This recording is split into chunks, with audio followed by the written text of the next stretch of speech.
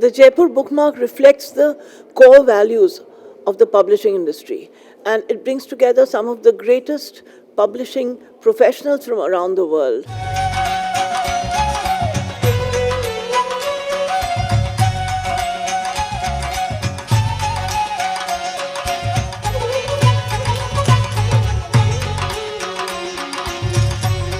Jaipur bookmark एक ऐसा platform है जहाँ पे कि बिजनेस को समझने का एक अपॉर्चुनिटी मिलता है. So I think JBM is something which is fantastic and people who don't know about it, उनको आना चाहिए, उनको इसका हिस्सा बनना चाहिए.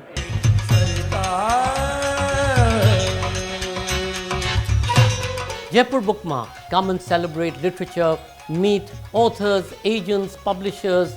Join us at the Jaipur Bookmark.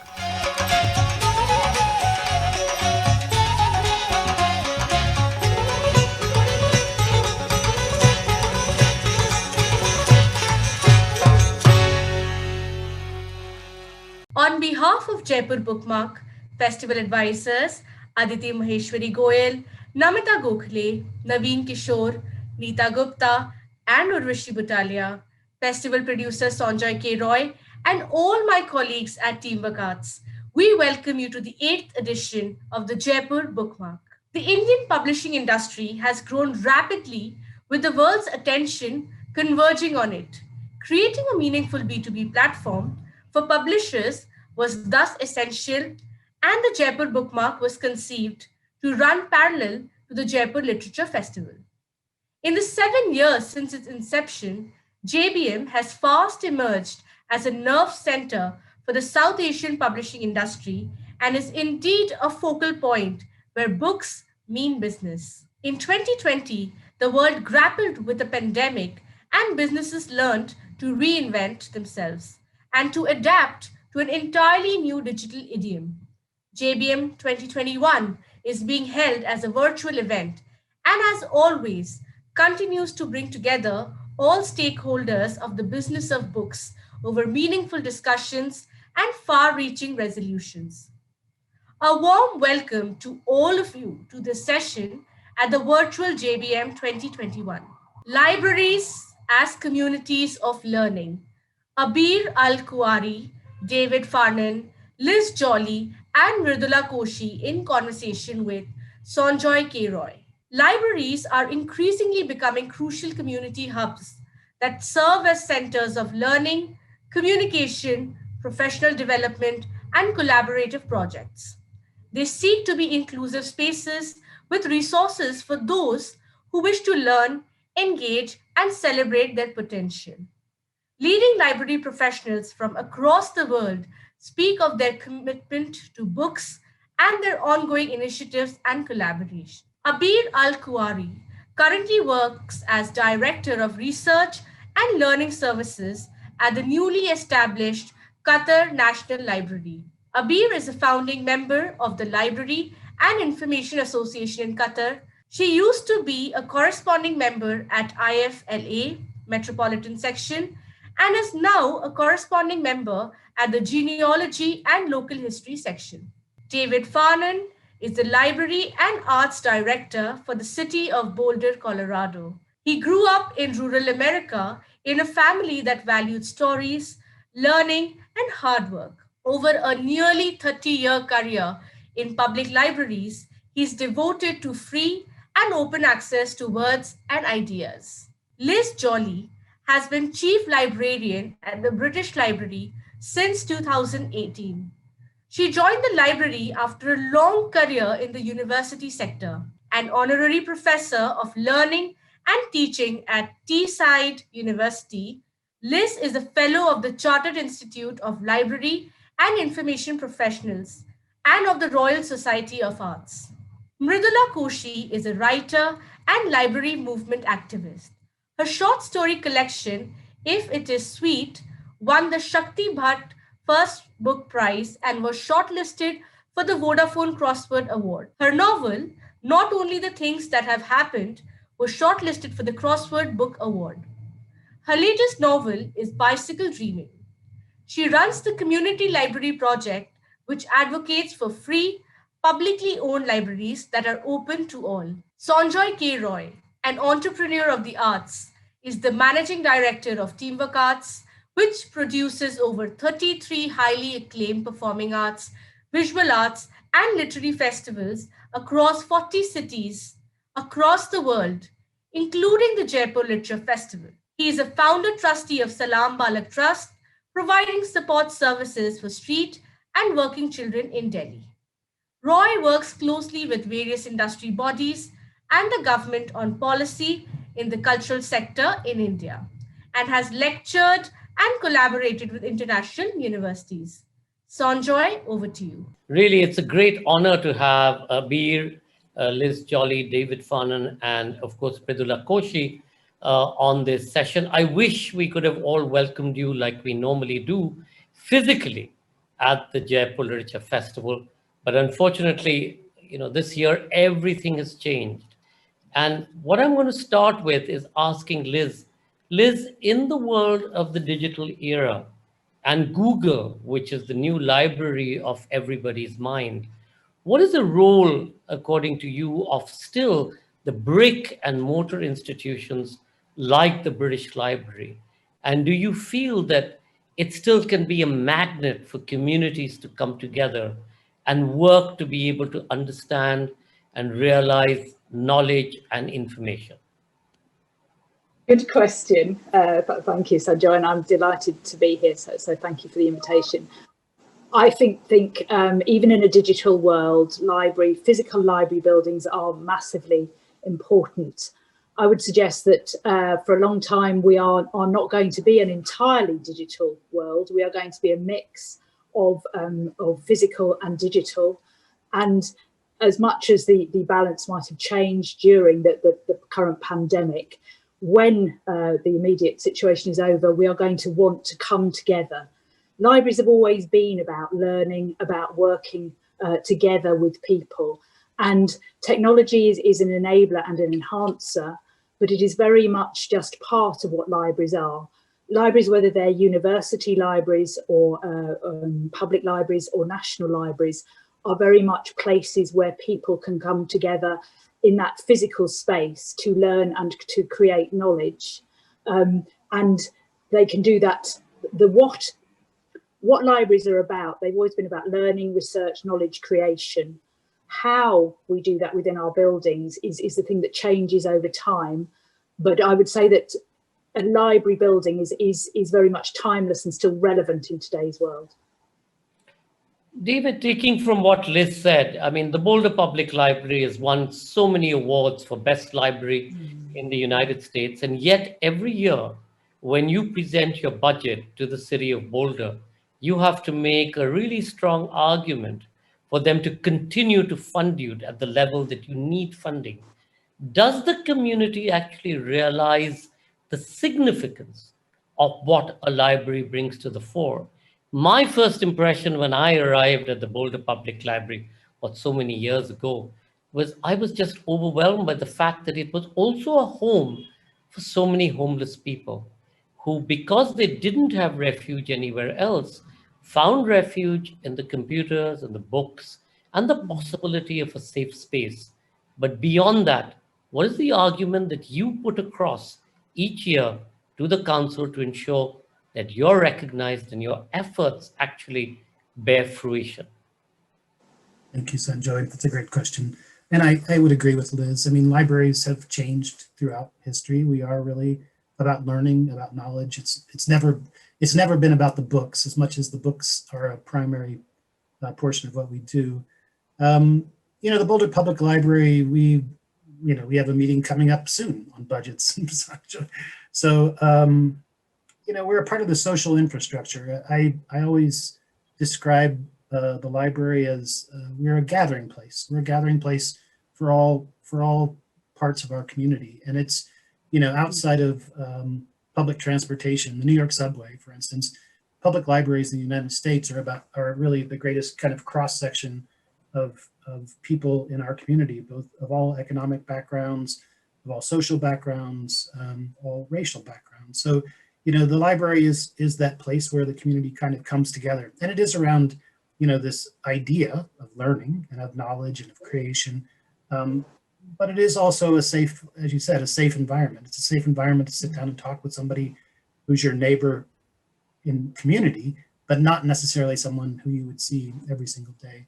And in the United States, libraries do function in some ways like a safety net. It's rarely acknowledged in that regard, but we are the means not simply for the unhoused community. They do use the library heavily during the day, but also teenagers who are having a difficult time fitting in. The library becomes a place where they come and hang out and create a new social group for themselves. So that process of social infrastructure, it's a critical component of where communities come together. The erosion of public space in all of our society, and particularly here in the United States, where public space increasingly becomes privatized. It's important for the library to exist in that moment, really, as a public space for everyone in the community to come together. Public space for everyone to come together. Abeer, across the world, especially where there's monarchies and where there is regimes that always feel threatened by knowledge and information. If you look at South Africa during the apartheid regime, they created a taxation process so that people couldn't read, so it wouldn't empower them to seek freedom and independence.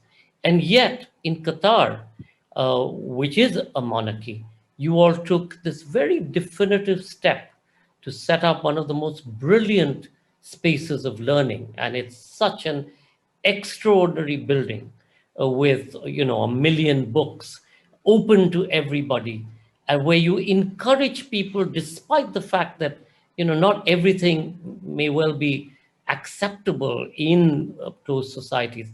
You've allowed people to come and access all of this knowledge and information. Why did the Qatar Foundation and all of you involved with the library take this step, and how has it helped transform your society and your community? Thank you, Sanjay. QNL, as some of you know, started digitally when the library was, the project of this library was announced in 2012. The building was not ready. So we made sure to have the online resources available for the Qatari community. And by saying the Qatari community, I mean everyone living in Qatar and not only the Qatari people. So when the building was there, the community started to come and feel the books and engage with each other in this wonderful space. And I think that the direction from the rulers of Qatar to invest in this, amazing project is because they realize there's a power, the power is knowledge for its community. And based on the 2030 vision, the national vision of Qatar, we wanted to transform our economy into a knowledge-based economy. And we cannot do that without having this, space and this hub of knowledge. So the investment was there, and still there is investment to promote for our resources, to engage people with the knowledge and the books and the information that we have. And everything is available for free for whoever lives in Qatar. And the space itself, as I've mentioned earlier, is not only for the Qatari people, it's for us, the Qatari, the expats, whoever come and visits Qatar, to come and learn from each other. It's a multiculturalism space where we would learn about different communities in Qatar and become one community, which is the Qatari community. Building communities. Mridula, you've been at the forefront of building communities and making knowledge available for free. When we constructed this session, it was pretty much keeping in mind some of the work that you've been doing outside of the public system that Abeer, Liz, and David represent. Can you just tell us a little bit about how you've constructed this extraordinary program in the places that you have, serving those who don't have, who otherwise wouldn't have access to the kind of knowledge and ideas that you've been able to give to them? For the longest time, I talked about free libraries as people's right, that people had a right to access literature, to access all of the big questions we have on our minds about who we are and what we're doing in our lives, that what kind of society do we want to belong to? Where are we headed? How do we look at climate change? These sorts of questions are something people have a right to be able to answer by having free access to books. And it was actually a colleague of mine who said something far more important. I think the conversation around rights can sometimes be limiting in our understanding of why someone should have access to it. I mean, what if someone doesn't care what people's rights are? I would like to echo or repeat what my colleague said. He said free because equal. That when you go into a public library and membership is free, you get to have what you don't have outside the library, which is equality. And this is very, very important for us in India because we live in a highly stratified, historically highly stratified society. Caste, which was the principle around which the stratification happened, and now class play a role in keeping people apart from one another. A library is a place where people can come together. And I think this is a very important thing about why we run free libraries. And how we run it because we're a citizen group. There are librarians who work with us. And of course, they have to make ends meet, and we fundraise, and they are paid. And dozens and dozens and dozens of volunteers from all walks of life come into the building and help run the library. But maybe the most important group of people who run the library are young members. They were awfully young when they started back in 2014 and 15 and 16. And some of them are in college now. Some of them are in their late teens or in their mid-teens. And they run the library. They hand the book at the circulation desk when a child comes to them for a book. They do the read-alouds that open the book and open reading for thinking to other members in the library. They do this in a way that suggests to members that the books belong to the members. And this is an important message because so many of who we serve do not feel that books belong to them, have received a message that books don't belong to them. So the member ownership that our library leaders, our young library leaders demonstrate when they sit at the circulation desk, when they do the read aloud, this is really key to how we are successful at getting thousands of people reading who have been excluded from reading for generations. David, bandwidth in today's day and age, it's the new divide. Those who have bandwidth and those who don't. You can have access to every kind of facility, whether it's in your library or in the British Library or in QNL. What do you do to those people who don't have bandwidth? And this is true of every place between Washington and Wellington in New Zealand. How do we make this possible for them, especially in these times when public spaces are a real problem to access? Yeah, it's a challenge. I mean, Boulder, we are fortunate in Boulder because we had the federal labs. All of the labs from the federal government are here. We are on the fiber network. And so we have, we're in a gigapop, right? So we have so much data inside of our libraries that it's, you know, it's barely a blip. People can be doing file sharing and you don't even notice. Unfortunately, there are not, well, again, the positive thing, the city of Boulder, 93% of the residents have high-speed internet access in their homes. The unfortunate thing is we know who the 7% are and we know exactly where they live. So it's a long-term goal, I mean, for the city to run fiber to those areas of the community, but that's extraordinarily costly.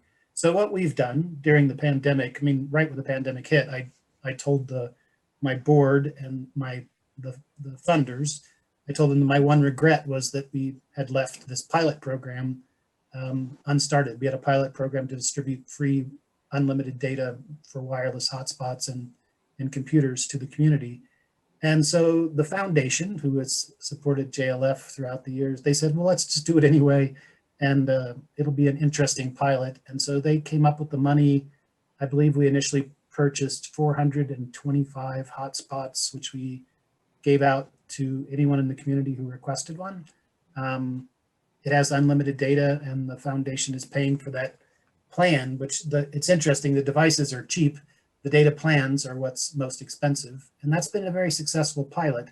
We since expanded it during the pandemic with a grant from the government to expand that program even further to include seniors. Our initial target audience were children with children in the school system. So that program started off robustly and then expanded a great deal. We won't be able to maintain it given our budget once we get out of the pandemic, but we successfully demonstrated a pilot how to get people better access to the internet.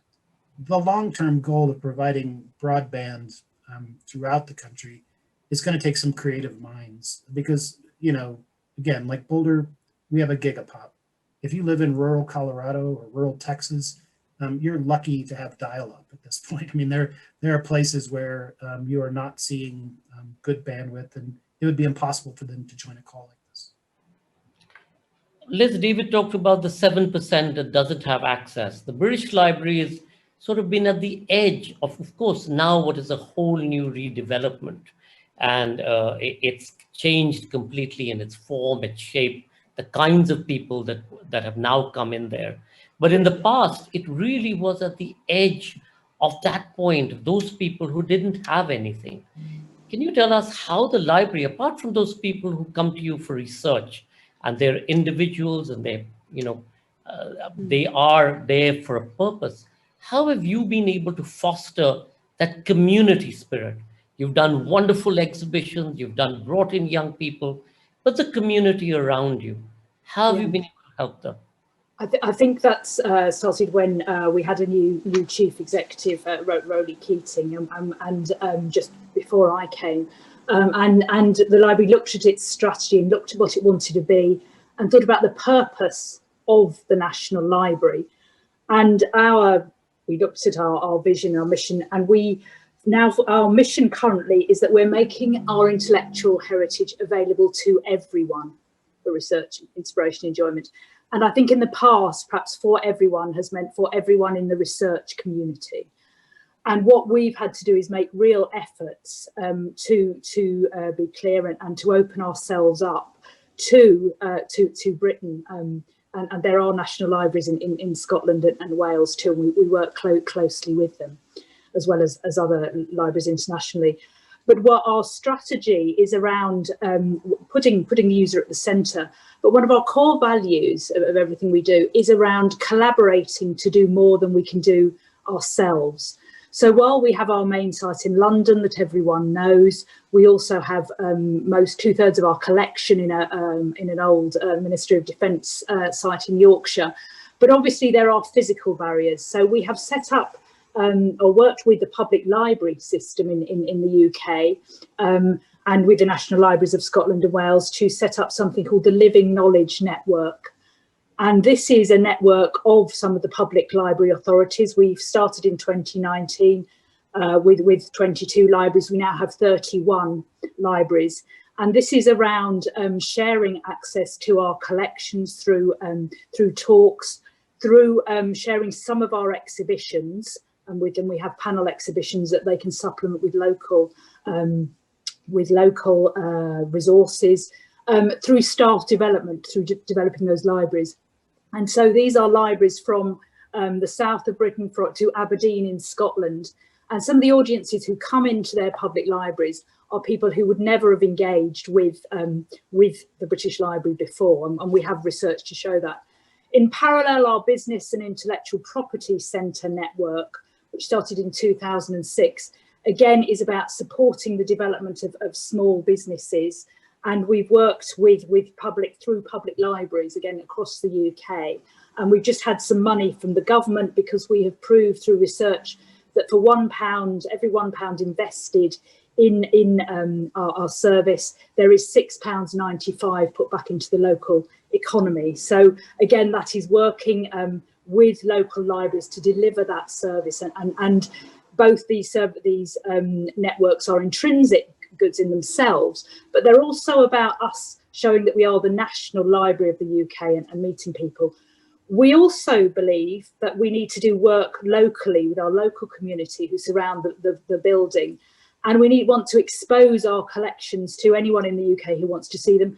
People who might not be interested in research in its quite narrow and old-fashioned view. So our exhibitions are based, we have a programme of exhibitions, and they are based on exposing our collections to a wider group of people. And in particular, we work very closely with the community in London to encourage school children to come in and learn from those collections too. Mridula, welcome back, and I hope we have some bandwidth now with you. Going back to my earlier question, if you can tell us, because you truly have been this community library, and much of what Abeer and Liz and David have talked about, opening it up to people who have no access. You've done that, and you've done that successfully. That may have come about in the communities that you've serviced. And how did you cotton on the idea of setting up this incredible community library? You're on mute, Mridula, so you need to. Thank you, Sanjoy. Thank you for the invitation to this conversation. And yes, I've moved from my flat, my apartment, to my neighbors, and the connection is better here. I'm so glad to be here. I could actually hear all of you, even though you couldn't hear me. And what I was saying about the work we do in the Community Library Project is that we are situated in a somewhat different space than many of the other speakers in this conversation. We are in a country where people, the vast majority of people, do not have access to libraries and do not have access to books, because there's just not the kind of public library system that a country this size would need. There is a small sort of a stab at it, but it's far from being adequate, very, very far from being adequate. Now, I wouldn't want to overstate what we've achieved. We run 4 tiny little libraries. They are like jewels. Collections of about 10,000 books in each of the libraries, serving, in the case of one library, we just signed up our 3,000th member last week. We opened the 4th one last week on Sunday, and we signed up 52 people the first day. What matters about the people we're serving, not only are they among those who would not otherwise be served, not only are the people who are not served in the millions, if not well over a billion. It is also the case that they have not been served for generations. We cannot serve them with a digital library alone.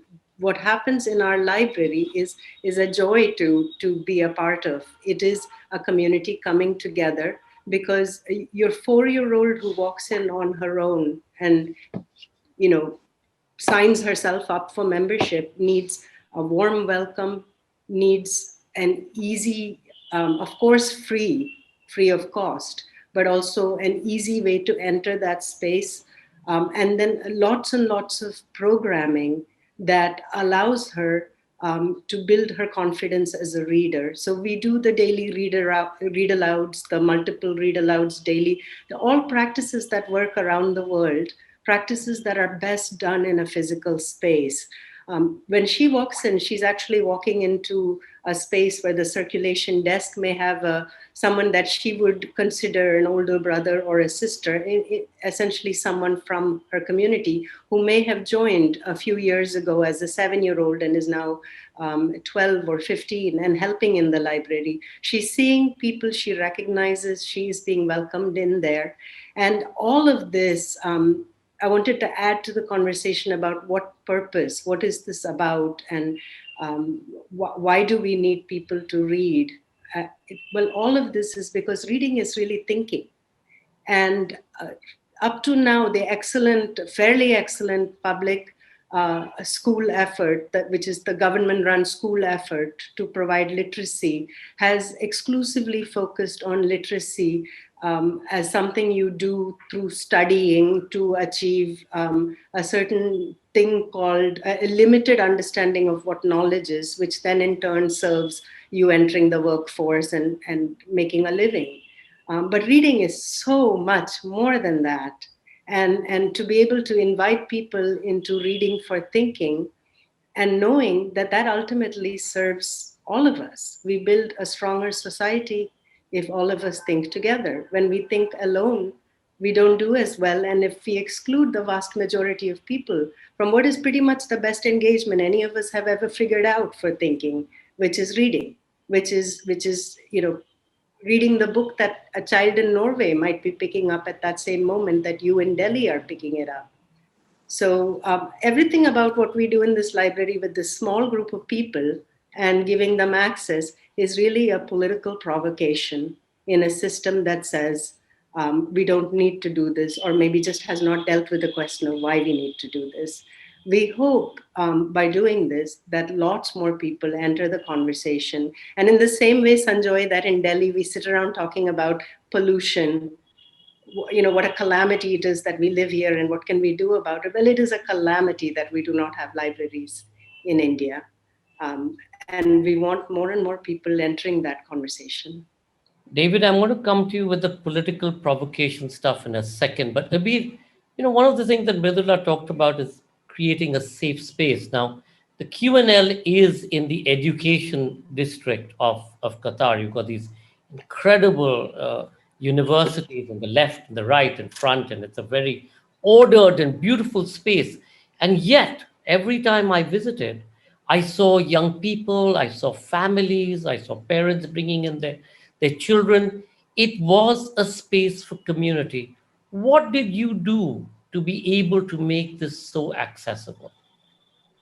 Thank you, Sanjay.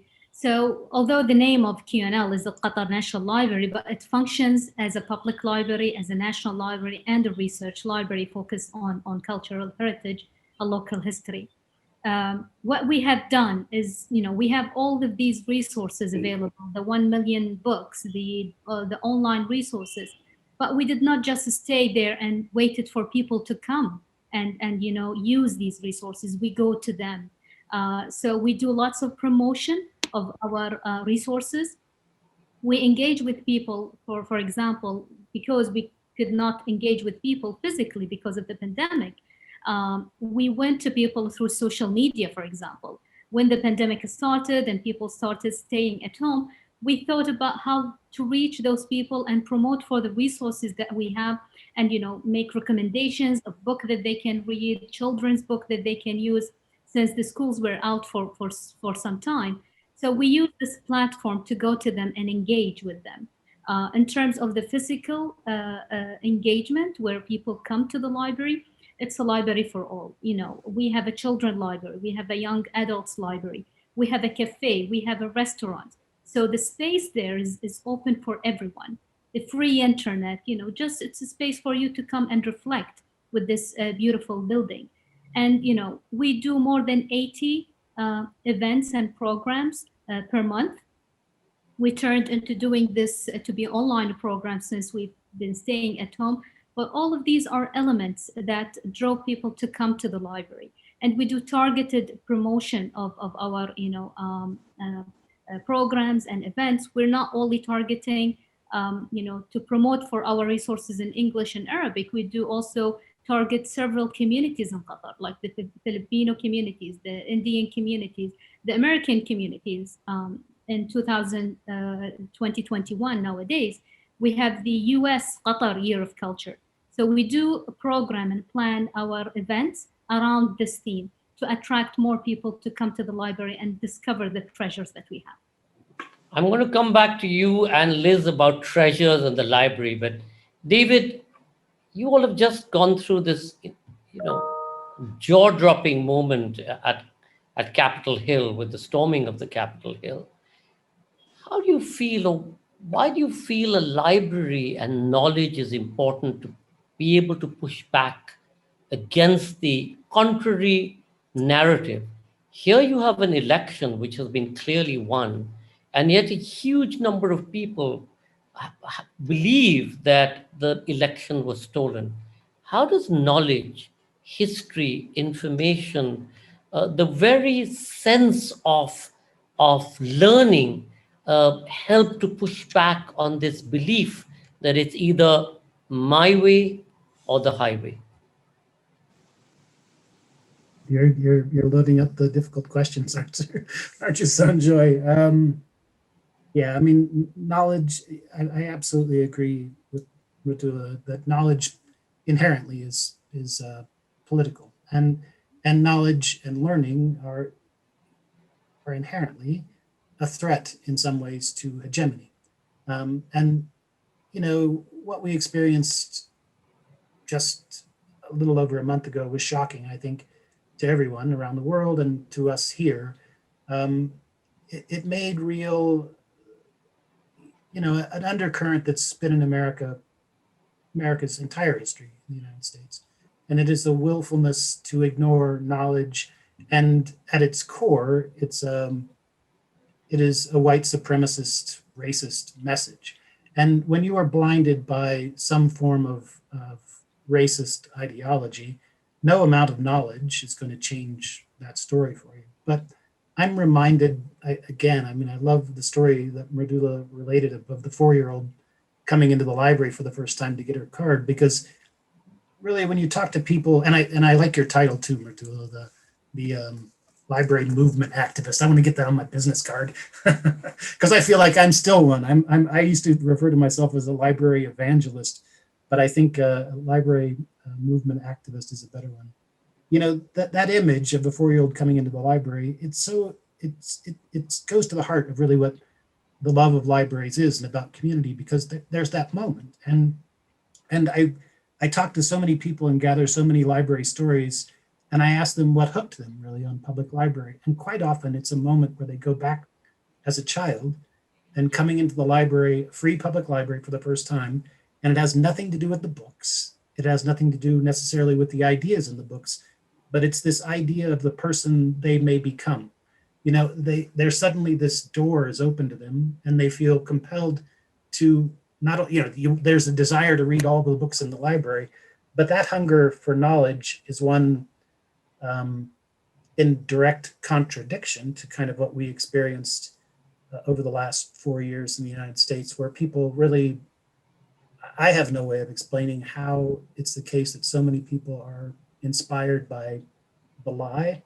The big lie of racism, but in the United States is one that's been perpetuated for hundreds of years. But you know, the inane kind of stuff with regard to QAnon and a number of other conspiracy theories is something that's difficult for me to understand how people can gravitate towards that, other than the fact that the library that you mentioned at the beginning, Google and other social media enterprises, have prioritized it. So Facebook, Parler, Google, there's a means by which social media has taken away, you know, an ease of discerning for yourself what the truth is, discovering, assuming that learning is a process of discovery and that we're always on that journey. And that's the important thing that I think you recognize in the 4-year-old. They're embarking on this journey of knowledge directly in contradiction to that person who is stuck and mired in lies. Liz, David talked about conspiracy theories. Do libraries, which is this, incredible receptacle for knowledge and learning and history, but they're also passive. Libraries are places where you have all the information, but not everybody knows how to access it, how to be able to discover the information, or even knows that that information exists. In today's highly polarized world, do libraries and people like you, as chief librarian, do you have a responsibility and duty to put out perhaps the versions or the more appropriate, I'm not using the word correct or right or wrong, but put out the versions of all that exists so that history as it had been written, and history as it's been written itself is, has biases. But do you have a responsibility as a library to serve a community by providing them appropriate knowledge at the appropriate time? That's a really interesting point. I think what I would say is that I disagree that libraries are passive. A building is passive, but for me, libraries are where there are three elements to a library, aren't there? There's the space, there's the content and collection, and there is the staff. If you put the user, the community, as David Lanks would have it, at the centre of what we're doing. And for me, the role of library staff is to enable users to develop information and digital literacy skills. So when we talk about libraries or places where knowledge is created, it's not just learning, but it's about learning how to learn.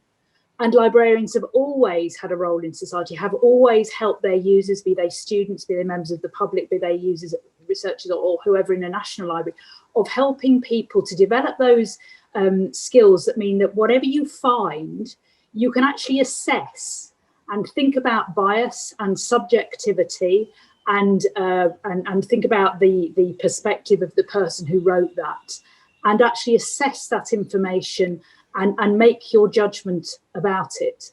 And I think what recent political events have shown and are showing is that we haven't been doing enough of this, either as a profession, and I have to take ownership of that, or as societies at large, because this is about people being able to.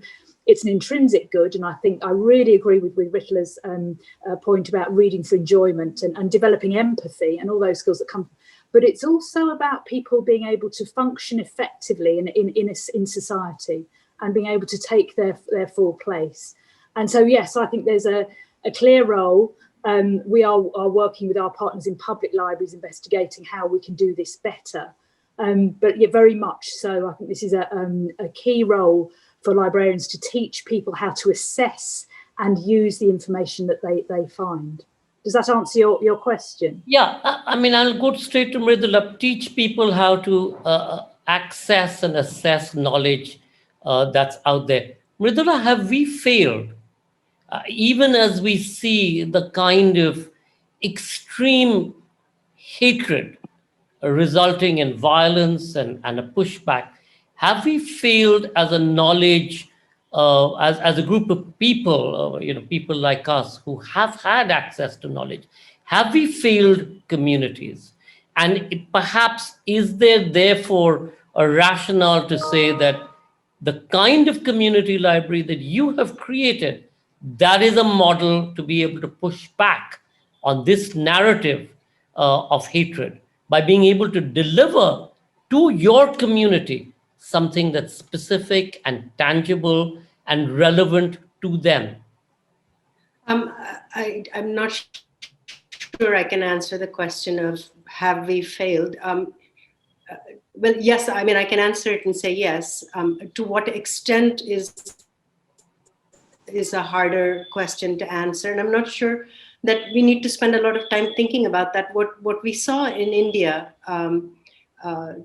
just before the pandemic, in the months before the pandemic, was there was a lot of unrest around the question of citizenship, which not unlike what you said about the United States and the insurgency at the Capitol, David. We've had our share of unrest and our share of big lies in India, and this sort of contentiousness of the question of belonging and citizenship is also happening all over the world. I think there will be in the future where it hasn't happened yet, it will happen because we are going to have climate refugees all over this planet. So what does that have to do with libraries? We saw in India that around this question and debate as people assembled to protest, so the communities themselves did not need to wait for those who have had student. They built libraries. I understand this happened in the Occupy movement in the United States, that at the sites where the Occupy camps took place, I read this long article, I think in maybe in the New York Times or the New Yorker or something about the Occupy library in New York City. So there were similar libraries all over New Delhi at each and every one of the protest sites. And right now you may be aware that the farmers have come out in the hundreds of thousands, and they are creating libraries right where they have encamped around the city of New Delhi, which is the capital of this country. So on the one hand, we have librarians who have a responsibility. I agree with Liz, and that we create these active spaces that are welcoming spaces, that are safe spaces, that are spaces for thinking. In fact, probably the library is the only space in our society that is a designated thinking space and a community thinking space, whereas maybe you go to school and you turn your thinking off because you have to, especially in the kind of curriculum we have in India, you have to use the reading you've been taught to do to sort of mug up on some information and then regurgitate it, and there's no call to think, and it might be a big mistake to think, actually. So a library, a space for thinking, we can make that happen. And meanwhile, lots of other people, because they are intelligent, know that the thing that they don't have is something they want. And as they protest for all sorts of other things, they're seemingly protesting for libraries in India. So this is actually a great moment for the library movement. A small thing we do in our library daily, I just have to mention it, is we read aloud. So we're, in a way, we're kind of redefining reading. It's not this isolated activity of the individual who has space and time and book and all the other kind of privileges that allow for isolated and individual reading. We do read aloud, and not just with the 4-year-old, but with 14-year-olds and with 18-year-olds and 22-year-olds. And the marvelous thing is, a read aloud is a place where you don't just read because someone doesn't know how to read and needs you to read to them, but it's also a place where you can invite them to think. So this is just like, and I saw it at the protest libraries. People were taking turns to read aloud, and they were reading aloud to groups of people who were then listening and interrogating what they had read. What could be better for all of us? Abir, invite people to think. I mean, one of the things that I came away with from my visit to Qatar, not just the Qatar National Library, but I went to the Qatar New Museum, and then I went to the Islamic Museum, which of course has one of the most exquisite collections ever. And all of this creates a sense of identity, creates a sense of belonging, creates a sense of pride. When you talk about all of this in a nomadic culture, which was what much of the Middle East, whether it's Qatar or your neighboring countries have been, how has this changed people in the region? And I'm not talking about the migrants who've come with their own culture, whether it's from the India or the subcontinent or other parts. I'm talking about Qataris. And for those of you who don't know, a poor Qatari is a person who has less than 3 cars or 4 cars, and therefore the state gives them a holiday thrice a year or twice a year with their whole family somewhere in the world. But that apart, how has this knowledge and this sense of being changed by these 3 very important institutions of knowledge and, of course, of collections? Thank you, Sanjay. So definitely, when we opened the QNL, the community here in Qatar were not very much, familiar with the libraries. They thought that libraries only exist, because you're studying at universities or schools. But the concept that QNL provided is a bit different. So it's been a challenge. It's been challenging, to be honest, when we opened the QNL to attract Qataris to the library. So what we did is we started promoting for certain cultural elements of the Qataris. For example, we will do a session about falconry and how to raise falcons and how to, have the falcons get the praise for you. And we actually brought actual falcons here at the library. That served 2 elements.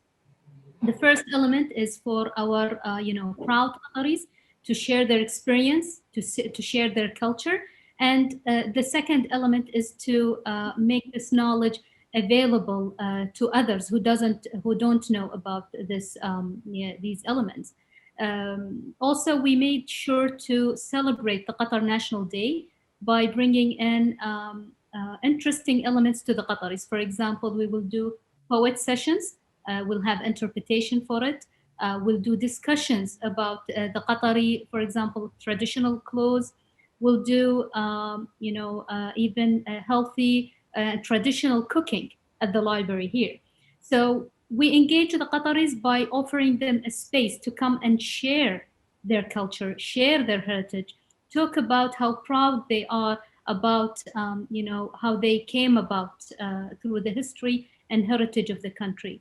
And this is how we were successful to engage the Qataris with other communities here at the library. We do book discussions specifically for Qataris. We've been collaborating with what is called the Qatari Author Forums, which is under the Ministry of Culture. So we made sure, QNL is a space for everyone living in Qatar, but we also made sure to have the Qataris, highlighted in terms of culture and literature and other means. Liz, contentious question. The British Library has the collection that really is a world connection. Anybody who wants to even today research Indian history, for example, in a particular period, comes to the British Library and writes their books. When we talk about communities and identities, how do you place the sense that what you actually hold is world culture? And you may, in many ways, are a repository of world culture. It's not anymore about the British Library. It's about a world library. How do you allow all of these other people whose heritage, identity, history, and in many ways treasures sit in your basements between Manchester and London? How do you make this accessible? Or is there an argument to say, yes, we need to also not necessarily repatriate, but certainly made accessible in a much more democratic way, this information that you have? Absolutely, and it's something that we need to do in partnership. We obviously have a partnership with the Qatar National Library in terms of digitising some of the records that we hold, former UK government holdings, and we are digitising those. I think we've digitised over 10 million articles and items there. But that's just one partnership that's proved really fruitful. The bigger question, of course, for reasons of history, cultural, mercantile, imperial, we have collections from an awful lot of countries other than Britain. And we have to, I think, collaborate with those countries. We have to enter into discussion about the best way to enable access to the items that we have, about whether digitisation is the best way, about whether, sending them, returning, whatever the solution is, it is about having that discussion with the country of origin of those, and thinking about the best way that we can preserve those for use by the greatest number of people and ensure access. And there will be a multiplicity of solutions there. So absolutely. And we have to go into those conversations as equals. This is not about us knowing what is best. This is about us wanting to make the best decision with partner libraries around the world. And I think, there is also an issue with us reflecting our UK communities and talking of treasures, making sure that what we consider to be a treasure in the UK and what our treasures are reflect the diversity and include all elements of society in the UK too. Dealing as equals, David, closing comments. In this new pandemic and the advent of COVID, are libraries at threat?